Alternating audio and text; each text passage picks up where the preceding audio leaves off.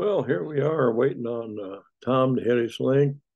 We're still working on trying to figure out how to get this smooth, but uh, we're old and slow. I'm old and slow, and it takes a little bit of time. I find I don't have a whole lot of time for study. I, Somehow life manages to keep me busy.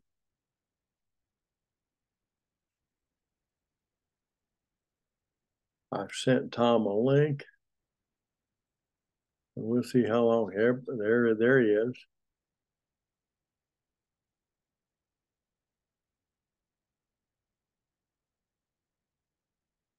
He comes up as Julia because Sure. he's Julia's Okay. laptop. Yeah, this thing sign in. Okay, I got to get the full screen. Okay, then I've got to go down here and go. I think I have to go start video. Just whatever you do, don't Oh, cuss there me we go. out because Sometimes it comes right up, and other times I have to. Yeah, somehow I need to get that.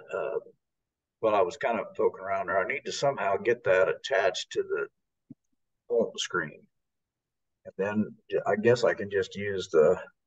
Well, then, so if it's on there, so how do I know? Do I just at 10:30? Do I just uh, um, log on, or how do I? well, I here's the thing. I don't know if last week's link would work. So, Oh yeah. uh, and I was going to say, whatever you do, don't cuss me out for not knowing what I'm doing because we're live. Oh I well, mean, I we're I don't. recording. I haven't tended to do that, big brother. For I don't recall. Uh, and we have a guest on here. Let's see if I can just. She's. See if I can. I don't know if I can make you see her behind me. Well, Artemis is down here on the floor right beside me. Oh, Artie's there with you? Yeah, yeah, one of her peeps has asked if she could stay over here a while. Artemis has kind of gone through a rough patch for a while. She got a real, this is several weeks ago, she got a low um, white cell count, and they didn't know if it was mosquito, ticks, whatever. It was not known. Then that she was checked for cancer, and then that came back negative.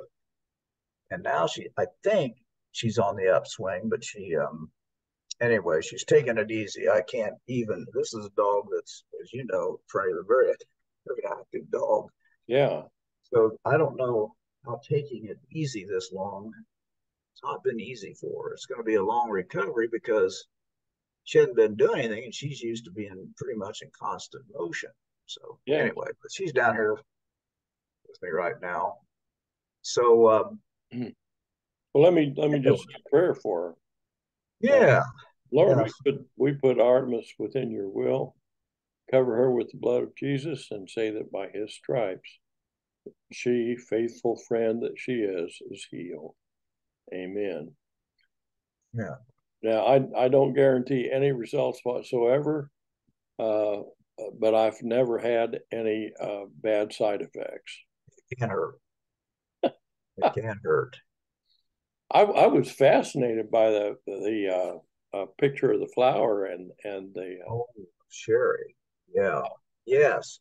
That was, I had meant to send that to you. So we went out late September um, after Sherry died, and uh, she had always recommended um, burning sage at different events. And that you handed me a stick of sweetgrass. So we decided it was time.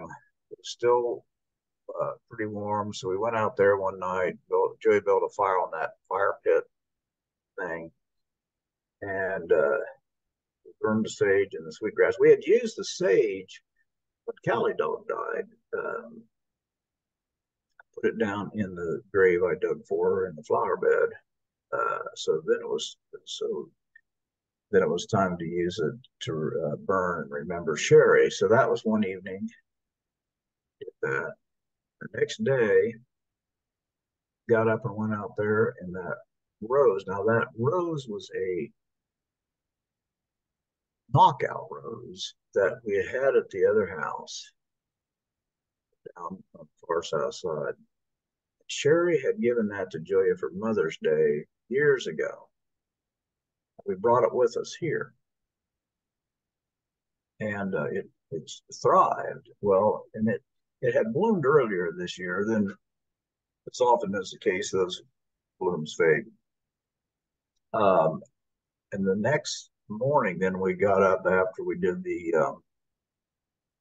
sage and sweetgrass burning and talking about Sherry, remembering her. There was a great big rose on there. The very next day, hadn't been there the day before. Now the thing is just covered with roses and insects, possibly the time of year it is. And the other thing that plant did was earlier this year it produced another plant not too far. I guess the roots sometimes send out. Somehow managed to do that, and now there's two of these. But they were Sherry from years ago, and so yeah, that was. I am just really interested in the strength of the friendship between especially Julia and Sherry, and how that all happened and how it continued. Yeah, yeah, that was a so son Chris and Sherry were together at least 7 years, and in that time, we got to know her well. Well, and then the other thing with Julia and Sherry and her sister and her brothers pretty much raised themselves. Uh, Parents were around, but the mother was no mother. The dad was working all the time, and she really didn't have them all. Well, she got pretty close to Julia, and she would talk to Julia about the boys. And even after Chris and Sherry were no longer together, she would occasionally call Julia, ask her advice about something. So that relationship continued clear into when she got ill. And she asked Julia if she would go. She had moved to St. Thomas in the U.S. Virgin Islands. It had to do with her younger son's schooling. A story I know some of, but not all of. But anyway, Sherry, when she got cancer, this particular cancer she had, already, there she is. She already moved up a little bit. There's Hello, Artie. There's so whenever there's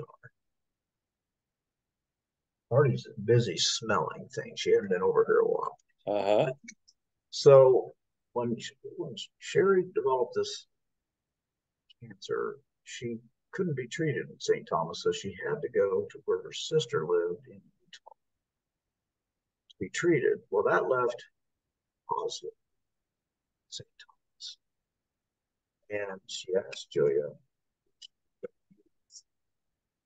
You're kind of fading in and out, Tom. Oh, so Julia agreed. Sherry asked asked Julia to go to St. Thomas to meet with Oslo, her son. Julia agreed to do it. So she was there for a good while, earlier spring, summer. And she came back. Other people kind of rotated through to go down and be with Oslo. And you know how some of these cancer treatments go. So they worked, and then they didn't work. Then they tried something else, and it worked for a while. But by and by, cancer won. And so anyway, that was the reason for the sage, burning the sage and sweetgrass and our little ceremony out there at the end of, this is October last month, late last month. So that's a very brief part of that that story. Well, that's a good grounding for anybody. If anybody ever watches this, so far we haven't had a great deal of response. Yeah, I yeah. thought about calling it the boring show, uh, uh, but uh, I I'm interested in it. So I think you and I count success in ways that others might not. yeah, I think that's a very very good assessment there. Uh, but you know, friendships are life sustaining, and they not only sustain life, and they longitudinally, uh, not just how many days or months or years you get, but the quality of those days, months, and years. And um, Barbara has a friend, uh, Carol Allman, that she refers to as Cookie. And Oh, Carol and Barbara were Girl Scouts together. this goes back. Yeah. Yeah, since about like age 4. And uh, they came to visit one time, and and Cookie's husband and I were left to our own devices. Uh, and you know, he was into, he explained some things about how he does investing that Oh, that were, so we talked. But meanwhile, for at least an hour, Barbara and Cookie sang Girl Scout songs, oh my goodness. and they just had the best time. And they stay in touch through me and Facebook. But news from Cookie is a big deal at our house, Yeah, I'll bet. and it lifts Barbara up. And uh, Cookie's response is also very positive when she gets news of Barbara this or Barbara that. She'll comment, and it's just a wonderful thing. Good. And I think of how well, look how you and I got to be friends. Just a kind of an accidental thing, but for several years now, it's been a regular part of life for us to talk and visit, and play music, and that sort of thing, and it's it's friendship, in a sense, is like um, a living thing, a branch of a tree, or something that grows over time, not just in any one direction, but kind of like in all directions. It energizes your whole life. Yeah, for sure. That's true. Yeah, I mean, uh, you can look at things different ways, but as we've said before, I had read, I think it was in 1994 as where it started. I was looking, there was a review of a Pat Webb disc that had come out that year, 1994. I read it in the Star. Um, it was, really praising the recording. Um, I think it was Silver Lady in the Wild Sky. I think it's that disc. I've got it, but it took me a very long time. Got to lean into that mic. Yeah, it took me a very long time to find this.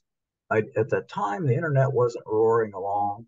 I went to a music store too, and they didn't have much local music.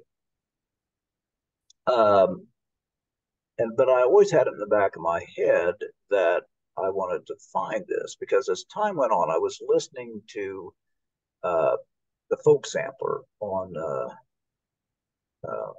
radio. WFYI carried the folk sampler, and it was a fellow by the name of Mike Flynn. Yes, I remember that show. Yeah, and people would send him discs, and over time, I was getting more and more interested in music that was not uh, part and parcel necessarily of the music industry. Um, and so when I read this, and so anytime I read a review of a local artist, it really piqued my interest. Well, it took me from 1994 till the internet got roaring along for me to kind of put out a feeler on the web and ask if anybody, I don't remember how I did it, but I was asking if anyone knew where Pat Webb, who he was, and where he performed. And you came back and said, I know Pat. I mean, I remember that very first sentence. And then that's how and you told me he was playing on alternate, well, Pat and his son, Chris Webb, playing down in Nashville, Indiana, this pizza joint. Pat would play 1 week, Chris played the next. And so I went down and saw him there. I hadn't even met you yet, but I met Pat.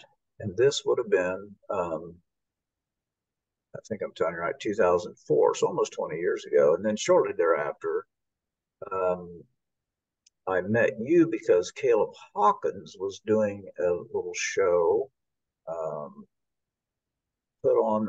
There was a woman by the name of, her first name was, I think it was Robin, but she did Segment of Society Productions, and Right, right. Caleb was always appreciative of her efforts. And this was at a cafe that's no longer in business, but then Robin Coleman, maybe. I think that's exactly it. Robin Yeah. Coleman. Yeah, she was Passed a few months very ago. very good at helping people get the smaller Support. Yes, and Caleb was very young then, just getting going on performing. And so I went to this cafe. It was on, I can't remember where it was. It'd been around several years. It's been gone many years now, but that's where I saw Caleb and met you. I think Dean Phelps might have also been there. Would that have been would that have been the cafe just north of 38th Street? It wasn't, it was in that area. I don't know if it went all the way up to 46th Street. I don't Yes, I remember there was a coffee house up yeah. there. And I don't remember the street, but I remember the neighborhood, and that's the neighborhood that my old friend George Dixon, the saxophone player, lived in. Oh, okay. Yeah, he's the one that had the canary that he would swap licks with. He would play saxophone and then take a sip of his Chivas Regal and tell Tweety Bird to play to take it, and Tweety would sing, and they go back. Now this I've never heard. Really? Well, George and I worked together at the Job Corps. That Oh, so this is going back a ways. goes back a ways, and he was big, brown skin,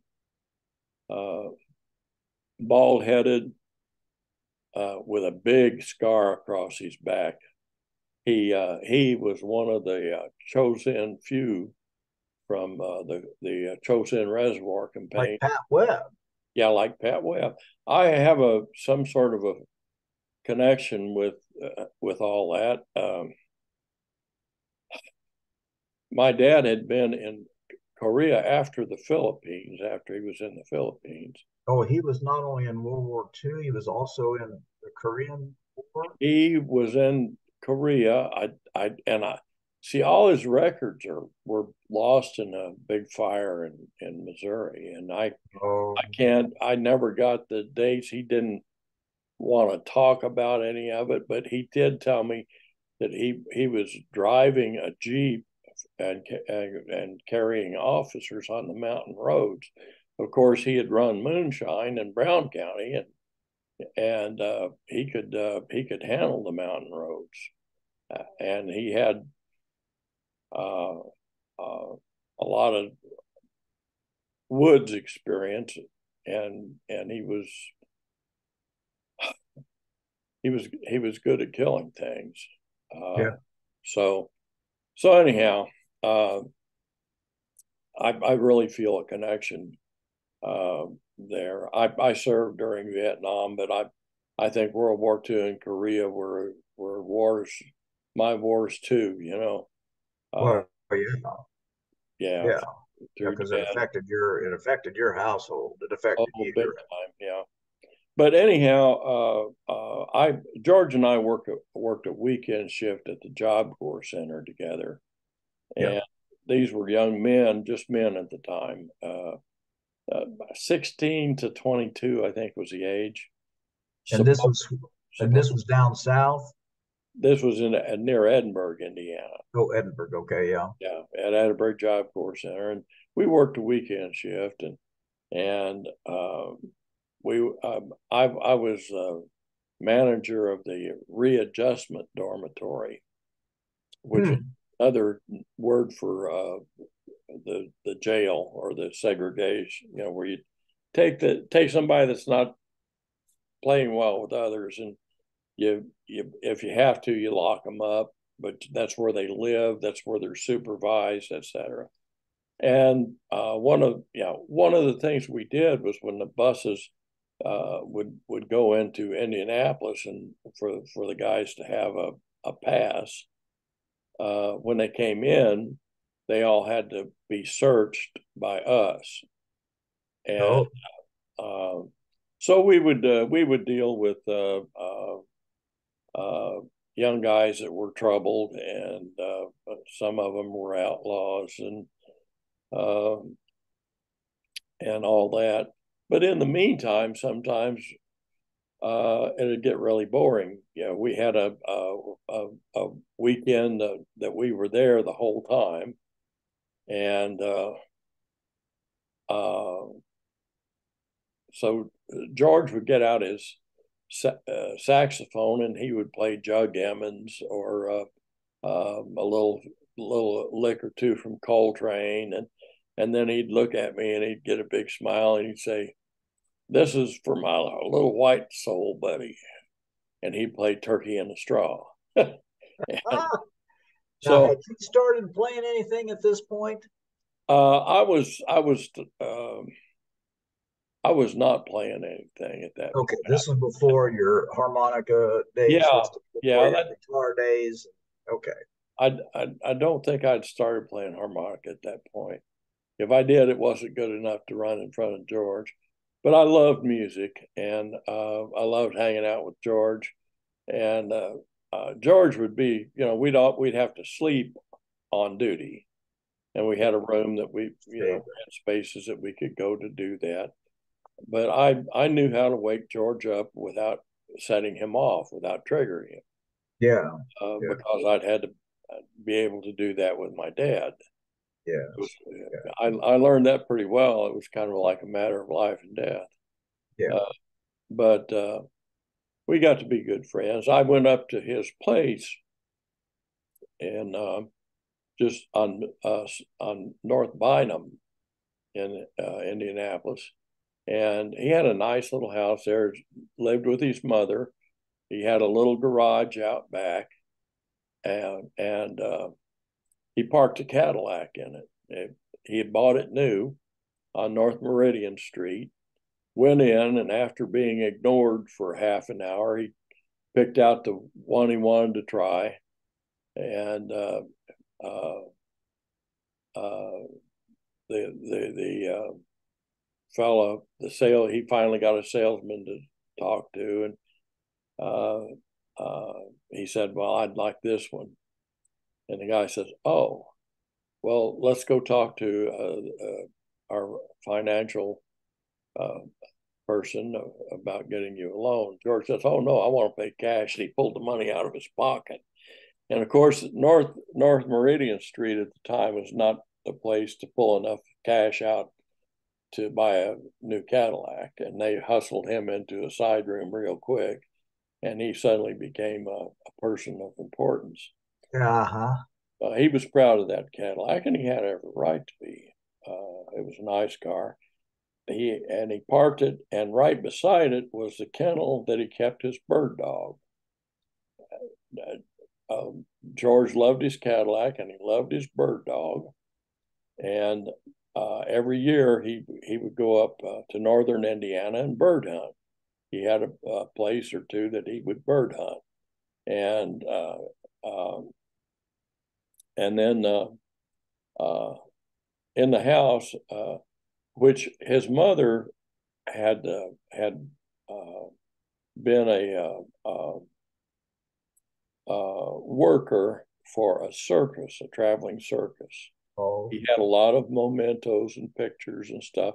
You know, she did the housekeeping kinds of things on the train and that. on the train. Okay. Yeah, circus train, and Yes, yes, I would. Yeah. yeah, And I think about that when circuses are gone now. I mean, they yeah, have been gone for years and years, but fading into the past. So yeah, they yes. were traveled by train.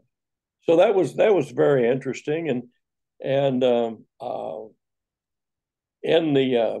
dining room, little dining room area next to the kitchen, there was a bird cage, and in it lived Tweety Bird, and so we when we finished admiring the Cadillac and petting the dog and went in the house, George got out a bottle of Chivas Regal and poured us each a shot, and we took a sip, and George got out his alto sax and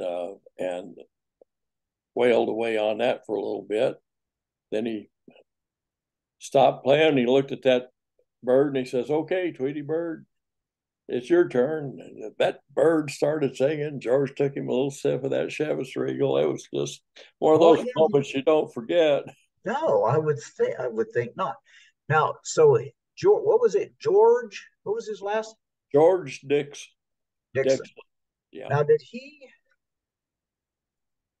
he play? Was he an Indianapolis musician that played gigs? he was an Indianapolis musician and he was a good sax player. Uh, and I don't. He jammed. There was a guy that worked with us named Ford, who was a drummer that he played with. I don't know where all they played. I don't. Yeah, What I suspect is that George had an aversion to stress, and whether that allowed him to play gigs or not, I don't know, yeah. because he was so into the music. Uh, you know, you know, That's why you know where I'm kind of going with this. I'm thinking in terms of yeah. Well, he might. He probably knew every musician in town personally. That were part of the jazz community, yeah. uh, and uh, and it when you take the and you parse down communities. If you look at Indianapolis, Indianapolis is a big city, for us, for Indiana. But if you take one small group, say you take the Scotch Irish heritage, uh, you can parse that down, the numbers numerically, but then you take the African American community that has been here over time, tends to live in smaller neighborhood areas, and tends to know each other generationally. And then you take that and say from that community, you take those that are involved in music in the city. You have really gotten the numbers down to where everybody knows everybody. Well, that's why I was thinking of Kyle Long's cultural manifesto, where he interviews. He's got deep knowledge of the music scene in Indianapolis. A lot of times they're avenue players, not always, but frequently. And and that's why I got to wondering is if that's why I asked you, asked if you knew if he played. Now, it sounds like you're not sure if he did, because I'm in order to pretty, catch the attention, there would have to be somebody that knew him and saw him perform, or recordings, because there were local labels that Kyle Long talks about, but it sounds like it's uh, possible, at least, that George didn't do any of that. I don't have a clue. And Yeah. there's been a couple of people that I don't know what all they did. We hit that magic number. We're down to Just 10 popped minutes. up. Just popped up. So George was one of the more interesting people that I got to know. And it was just a privilege to get to know him. Now, when you got to know him, he lived, or at least at some point, he was up in Indianapolis. And at that juncture, then, where did you live? Um, I would have been living when I got to know him. I was living in Franklin, Indiana.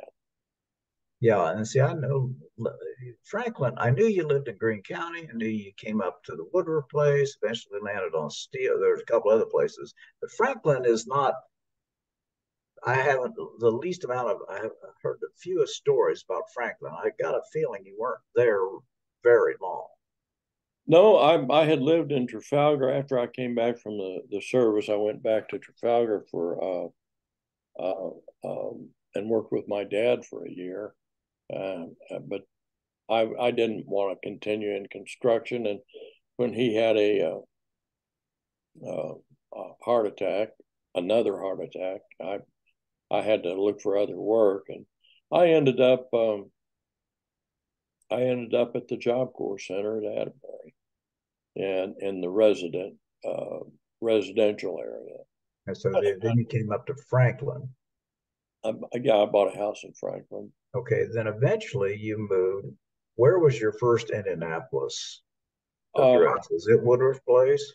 Or no, there was a group home out near Howe High School, and my wife at the time and I were house parents there for 2 years.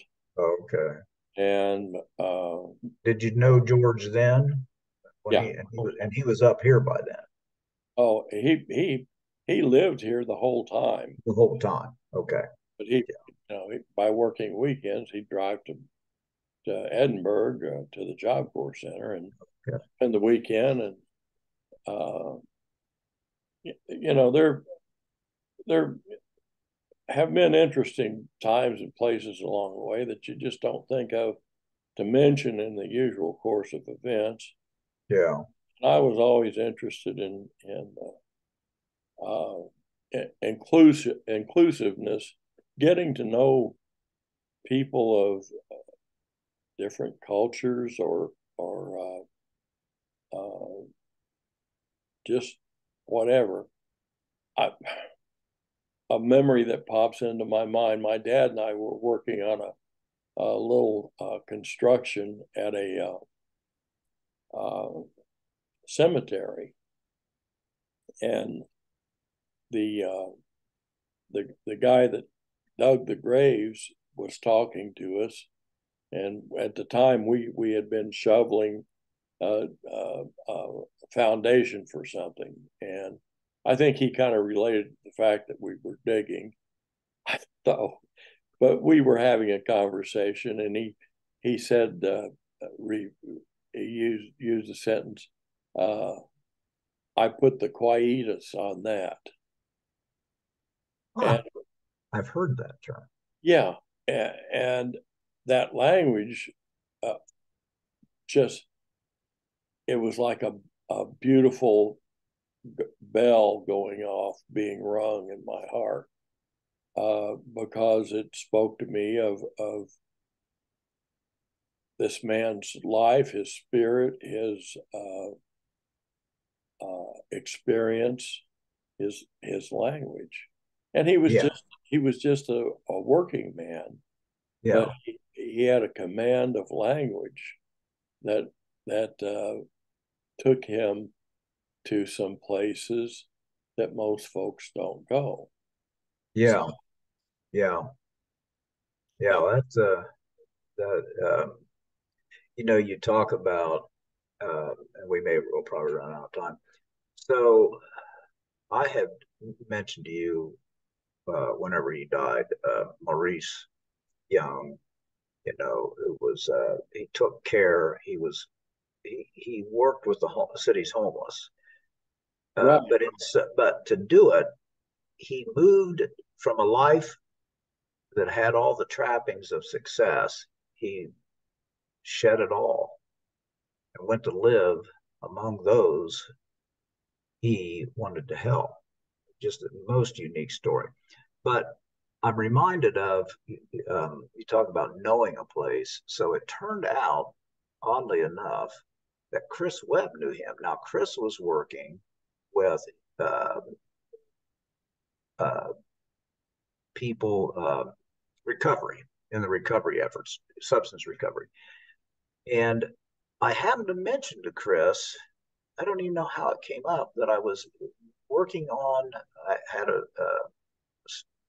finding out about how Maurice died. The Indianapolis Recorder interviewed me for an article. The Star did an article, and because Maurice worked at the library, is where I met him, and I observed him doing the things that he was doing. And Chris says, I told him what I was working on. He said, "Oh," he said, "I know Maurice." And I said, "How?" He said, "Well, I was working on some of my recovery efforts, which often put him in touch with people who were on the street." right. And he said, "I thought I knew this city." He said, Maurice said, "Let's take a drive." Well, Chris had the car at that time. Maurice got in the car with him and he took him and showed him places. He said, parts of this city that I did not know existed. That's what this statement you just made reminded me of learning about different ways of, people in a community that unless you're open to it, you never know about it. You see your own segregated, existence. So that Yeah, was an eye opener. yeah. And that's it's interesting how if you look closely at something, it kind of expands. Like when you look through a microscope, all of a sudden there are communities of microbes interacting, and the relative distance between them might equal the relative distance between people in a community, uh, Yeah, in a neighborhood. Uh, so there's yeah. Well, and he said, and that's what Chris said. He said it was there. It wasn't that it wasn't there, but he had not been introduced to it. He wasn't going to come upon it in the normal course of events as Chris lived them in those days. And Chris had several experiences of his own. right. This was different. And he said, I just didn't, I didn't know, didn't know what I didn't know. And So I was glad that they had that connection. I love the different parts of Indiana If you get because outside of Marion County, it's the same, uh, same. you get that's one of the things I like about that Get Lost lady, Sarah Oh, Rid. yes. Yeah. She will go here and go there, and she'll visit different places and different people. And you've got some communities are Irish, and some communities are Scotch Irish, and some of them are maybe German Catholic, Yeah. and and you just find the different architecture, the different geography. Well, I could spend a I I would love to just spend a life just traveling Indiana. And we're Well, under a minute here, oh folks. yeah, We got we'll go the pretty countdown. shortly. We know that. Well, that's Uh, why that show, the WFYI show across Indiana, lasted for 20 years, and then it came back recently. I mean, it's the same yeah. kind of thing as your friend does. It's just a slightly bigger audience than she. And on Acoustic Indiana, I have been doing searches for entertainment around the state and using some interesting search terms to turn up venues. Yeah, Oh, Lord, there is so much music in this state, yeah. and musicians, different kinds of musicians, different venues, music